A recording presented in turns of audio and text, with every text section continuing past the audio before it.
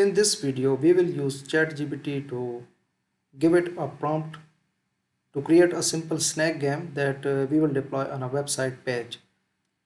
So we will first create our prompt with the functional requirements that should be in the game, such as visible walls, border for a user interface, the display of the score, and the AI will do the rest.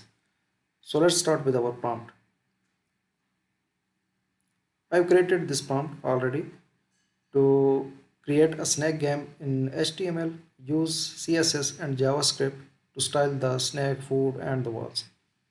And I also told the ChatGPT that I will be deploying this game on a website page.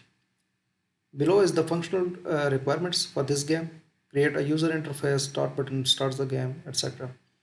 And create visible walls, hitting the walls will end the game. Game must open in full screen mode when the user clicks on start, and score must be displayed live during the game in the full screen mode. And food must not spawn on the snack or outside the walls. And I also told the ChatGPT to provide combined code in a single file. So I'll copy it and provide this prompt to the ChatGPT. And it will immediately start creating the code for that snack game.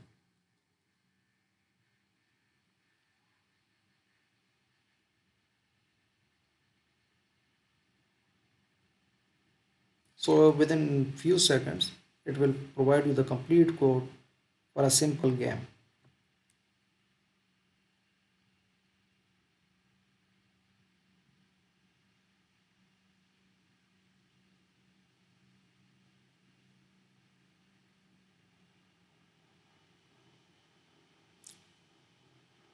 Okay, so there's a instruction to set interval update game. This is the um, speed of the snack in every difficulty level, from easy, moderate, and difficult. You can change it to change the difficulty level as well.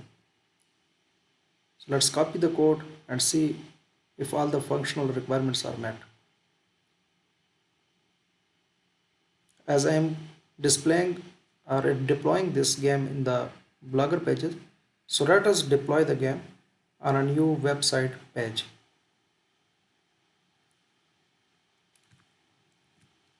I'll paste the entire code and click on publish.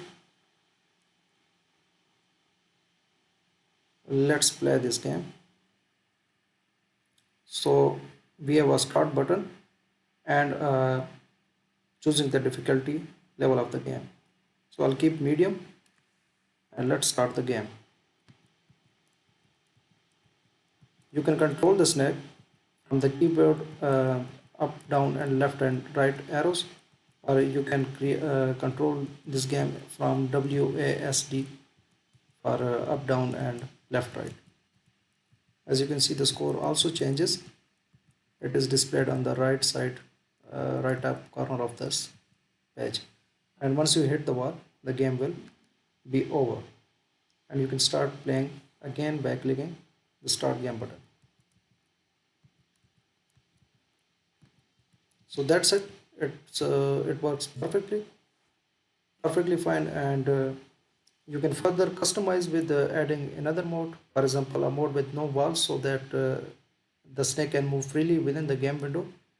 You can ask ChatGPT to change the color of the snake or food, and with creating simple games you can slowly move towards creating more complex games. Thank you for watching. This video was informative for you. Please like the video and subscribe the channel.